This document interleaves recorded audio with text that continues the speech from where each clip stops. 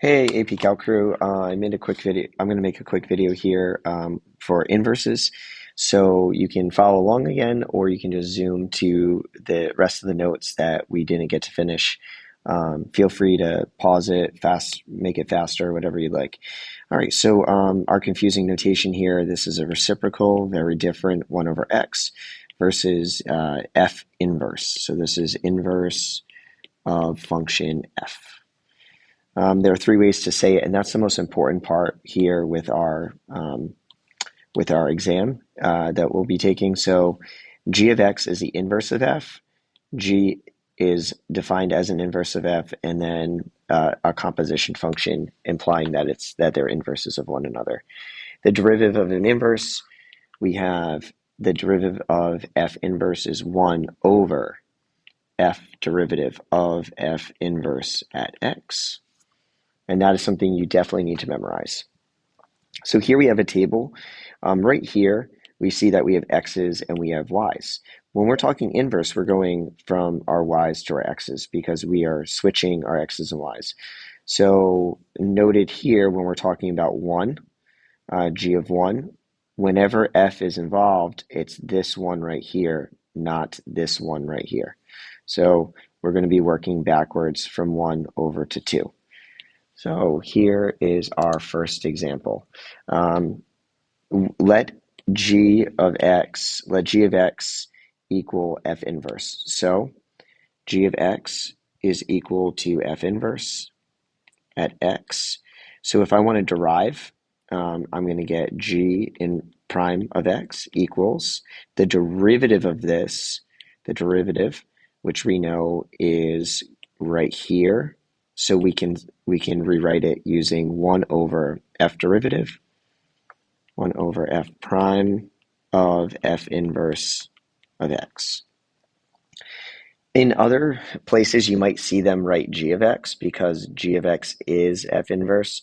So if you see another video online, that's just because you're using that substitution right there. So g inverse of 1, the derivative of g at 1 is going to be equal to the derivative of f, and then f inverse at 1.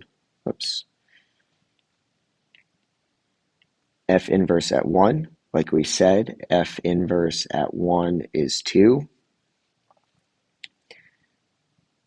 So g prime of 1 is equal to 1 over f prime. It becomes 2. And now we're looking for the derivative at 2. So now we're going in the other direction. The derivative at 2 is negative 2.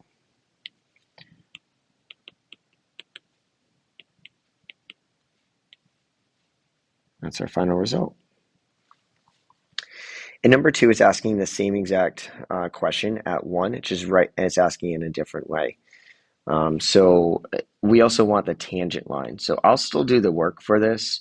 So if I'm looking at the inverse at 1, I would still write g of x. I define it as f inverse. And then I would say that g prime is 1 over f derivative of f inverse at x. So g prime of 1, assuming I hadn't already done this work out like the last one. And we'll change that color. Always like to change colors when there's a different idea. All right, we're going to evaluate g prime at 1. We said that was 2, and then g on the derivative of 2, negative 2. So that is what we would have done if we didn't know it. It's just written differently, right? We have to look at those 3 different ways we could write inverse. What we do need as well is we need to use y minus y1 equals mx minus x1. Our point slope is the quickest, easiest way to write an equation for the tangent line. So slope we have, and now we're looking at our x1 and y1. Don't get tricked here. We're not going to put 1 in for our y. We are putting it in for our x. But we're working backwards again. So 1 and 2. So we'll have our final equation will be y minus 2 equals negative 1 over 2 x minus 1. 1 does hold the position of x. It's just that it's the output here that we're looking at, this one. All right, the next one, let g be differentiable function such that g of x, blah, blah, blah. They list out all this information. It's kind of like what we have in our table. It's just written out in a paragraph form. We do know that they do define h as differentiable and that h is its inverse, as g's inverse here. So we're going to say h of x equals g inverse. So the derivative of both sides, we have h derivative is 1 over g prime g inverse of x. All right, so just like we did up here, g and f, it is now h and g prime. Again, you might see an h of x here. It's just because you can use substitution, but we don't have any functions of there's nothing here involving h, so we're going to be focusing on the g parts here. So h prime of 6 is 1 over g prime of g inverse at 6. G inverse at 6 right there is 3. So h inverse of 6 equals 1 over h prime, g prime at 3. And we know what g prime at 3 is. G prime at 3 going in this direction is negative 2. Ironically, we get negative 1/2 for a third time in a row. And this last one, it is telling us that the derivative is 20. We have a result of 25. So what we need to do is we're working backwards. F of x is 25. So 25 has to be equal to 3x cubed plus 1. So 24 equals 3x cubed. 8 equals x cubed. Cubic root both sides here. X has to be 2. So if I put in the value 2, I get f of x will be 25. So that's really good. I'm definitely going to need, we have a g function. Well, we're going to need the derivative of f as well. We're going to find the derivative, which is going to be 9x squared. So the derivative at 2 is going to be 9 2 squared. We'll get 36. So we're dealing with a derivative of at 2, so a slope of 36. All right, so it does say that g is an inverse function of f, so g of x equals f inverse at x, so g prime is 1 over f derivative f prime. Oh, sorry, I'm sorry, f inverse. Too many dashes. So we're doing new color, g derivative 25. Going to be 1 over, and so f derivative of f inverse at 25. So again, the 25 is the result of what happens with 2. That is going to be 1 over the derivative at 2. And well, there's our derivative at 2 right there. I've already calculated that. So g prime at 25 is going to be 1 over 36. The tough part is understanding what the 25 represents, and it really represents the result of evaluating at 2. Because we're dealing with inverses, so we're switching out our x's and for our y's. All right, we're going on to the next one. We did all this, yes. Okay, more practice. This is saying this is just like the one above, g prime at 5. So if G is the inverse function of f, then G prime 1 over derivative at inverse. And what we're looking for is, change color, G inverse at 5. Derivative at 5, my apologies. All right. Well, we have f of 2 is 5. We have f prime at 2 is 3. And so we're working backwards from 5 to 2. Whoops, I wrote G. I meant F. So like I said, that can either be G of 5, or F inverse. So we don't have a G of 5, but we do have an inverse for 5 here at 2. So G prime at 5 is equal to 1 over F prime at 2.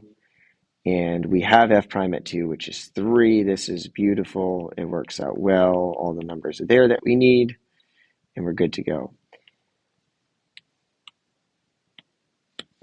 All right. This one is asking us to find the derivative of the inverse at the location 1. So at the location 1, it really is not going in for x's, it's going in for our y's. So 1 is equal to, 1, so if f of x is 1, we have 1 equals x cubed plus x plus 1.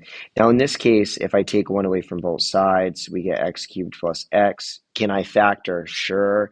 There is only going to be one result here. The answer is 0, right? 0 plus 0 is 0.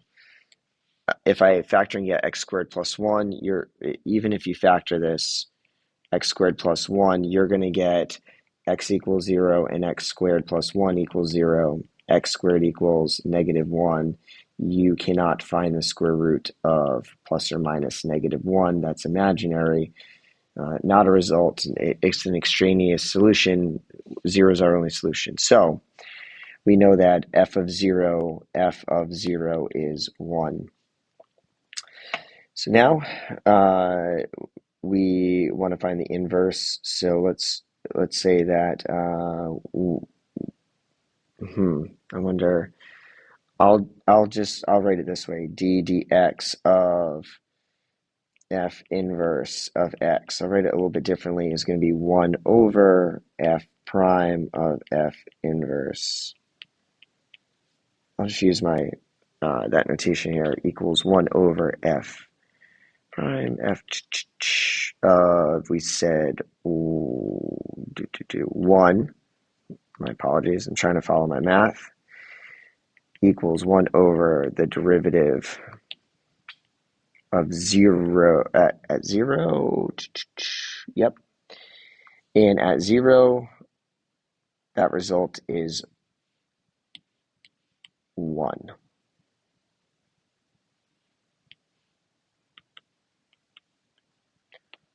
So we have 1. I know that because I did some math in my head real quick. We do have to do the derivative at, so let's first find the derivative. That's 3x squared plus 1. Sorry, I skipped around there. I quickly was doing this in my head. The derivative at the location 0 would be 3 times 0 squared plus 1, which ends up being 1. So this one right here, I substituted the derivative at 0 as being 1. We probably should have done that step ahead of time so that we had that information, so it wasn't as confusing how I got from here to here. Well, no, that's not the confusing part. We have already calculated that one, but how I got the derivative at 0 was 1 was because I actually had to calculate that. Okay, so we will move on to the rest here. Trig derivatives, we talked about them. I'm not going to lecture about them. I'll go quickly on them. So when we're switching our x's and y's, All right. So if cosine of theta is equal to x, then the inverse cosine of x is theta. And these are, you just need to memorize them. Like we talked in class, if it starts with an s, it has a square root. Oops, has a square root. It also has a subtraction. All right, sine has the number 1, or appears to be the number 1, so it starts with 1. The secant one is the one that doesn't start with 1. Tangent is pretty nice, starts with a t, and t is like a plus sign, so these are interchangeable. You can do 1 plus u squared or u squared plus 1. For secant, because sine, like I said, is always my favorite one. The secant one always has to be a little bit more complicated. We're going to put in an absolute value for that complication. You do not really need to memorize the other ones as long as you know that sine and cosine, tangent, cotangent, secant, cosecant are complementary, are cofunctions that are complementary, and you just put a negative in front. So really, if you take your quiz or test, you want to data dump this information and then just pair it up with this information with a minus sign. All right, so now we have two examples here, and we're going to use cosine inverse.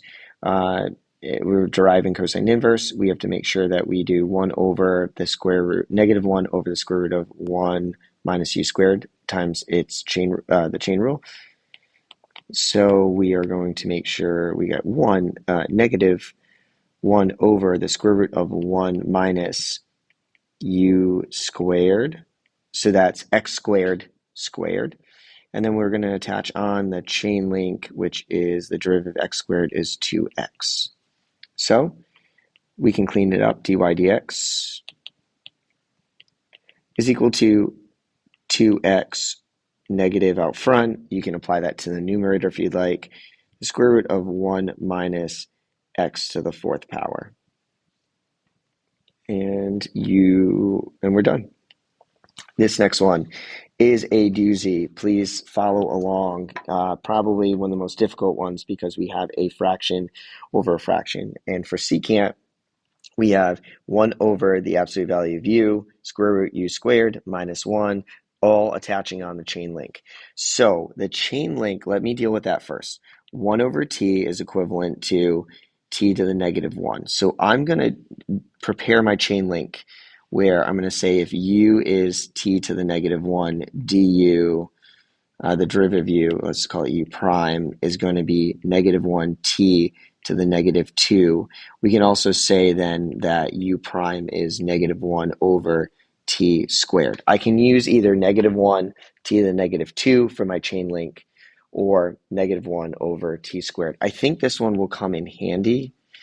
So let's take a look at the derivative. So dy dx is equal to 1 over the absolute value of 1 over t times the square root of 1 over t squared minus 1. We follow that exact same thing. So it's 1 over absolute value of u, square root u squared minus 1. The problem is, well, not the problem, but we do need to attach on a chain link. So I'm going to multiply that by the chain link, which let's set up the fraction so we see that that's going to go away. We can't have a fraction over fraction.